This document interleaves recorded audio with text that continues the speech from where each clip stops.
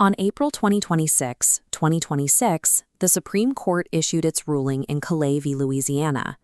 Within 24 hours, civil rights organizations suspended their federal litigation, and Louisiana's second majority black district was marked for dismantling. For over half a century, the Voting Rights Act protected minority voters through the effects test. Plaintiffs could strike down a map simply by proving it resulted in the dilution of their voting power, regardless of what the mapmakers actually intended. The Callais decision replaced that outcome-based standard with a requirement for proven intent. Under the new rules, plaintiffs must show that mapmakers specifically intended to discriminate on the basis of race. In her dissent, Justice Elena Kagan argued that the intent standard is nearly impossible to satisfy. Modern mapmakers are sophisticated enough to hide their motives behind partisan data, effectively making Section 2 of the Voting Rights Act a dead letter. Steady tone. Federal courts are no longer the primary shield for minority representation. With the evidentiary bar raised, advocates can no longer rely on showing a discriminatory result to win a case. This legal shift is part of a historical pattern historian Carol Anderson calls white rage. Since Reconstruction, major advancements in black civil rights have often been followed by legal countermovements designed to reverse those gains through the state's machinery. The current countermovement relies on a specific correlation. In the American South, black voters and Democratic voters are often the same population. This diagram shows an overlap of 85% or higher in many jurisdictions. Because the Supreme Court views partisan gerrymandering as a political question beyond its authority, mapmakers have a safe harbor. They can target the Democratic circle and claim their motives are purely political, even if the racial effect is identical.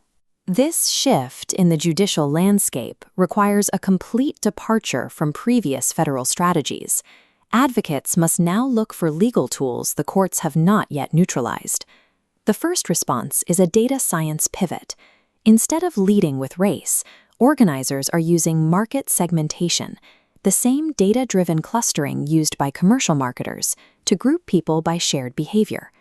This defines a community of interest, using race-neutral metrics, income deciles, transit corridors, or hospital service areas. When merged, these layers form a cohesive boundary, recognizing shared needs without opening a demographic file.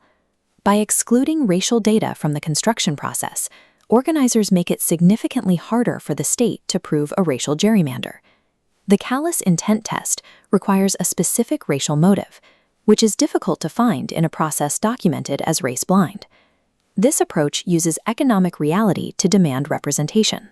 By proving a community is an organic economic unit, organizers can advocate for its protection without ever triggering the new federal hurdles. Once a race-neutral map is submitted, advocates must get the opposition on the record.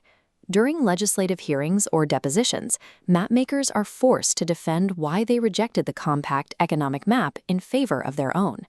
This creates the deposition trap. To avoid accusations of racial intent under Callais, mapmakers often state under oath that their maps were drawn strictly for partisan advantage. They believe this partisan admission protects them in federal court. Advocates then take that sworn testimony out of federal jurisdiction and into state Supreme Courts. Unlike the federal constitution, many state constitutions, like Pennsylvania's, have free and fair elections clauses interpreted to prohibit partisan gerrymandering. In states like Florida and Michigan, specific amendments prohibit drawing maps to favor a party or incumbent. Because the U.S. Supreme Court has no authority to overturn a state court's interpretation of its own constitution, these state-level protections are final. The result is a jurisdictional pivot. The same statement used to gain a safe harbor in federal court provides the evidentiary record needed to invalidate the map in state court. This strategy moves representation from a 10-year census cycle to a 30-year anchor. Grassroots organizations are now building legacy ledgers, continuous archives of community data.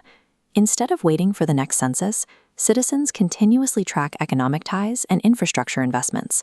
As this timeline shows, they archive public testimony and employment data year after year, documenting how the community coheres over decades. When the next redistricting cycle begins in 2032, these advocates won't be starting from scratch. They will have a 10-year record proving their district is an organic economic unit, making it much harder for mapmakers to dismiss them as a temporary political grouping. constant documentation turns community existence into a measurable fact. It ensures that political power is built on a foundation of long-term economic evidence that outlasts any single election cycle. Emboldened by federal rulings, mapmakers will push the boundaries of extreme districting. History suggests this aggressive mapping eventually leads to a mistake. A paper trail or an internal email will eventually surface. At some point, the partisan shield will fail to cover a clear, documented admission of racial intent. When that evidence is found, advocates can once again return to federal court.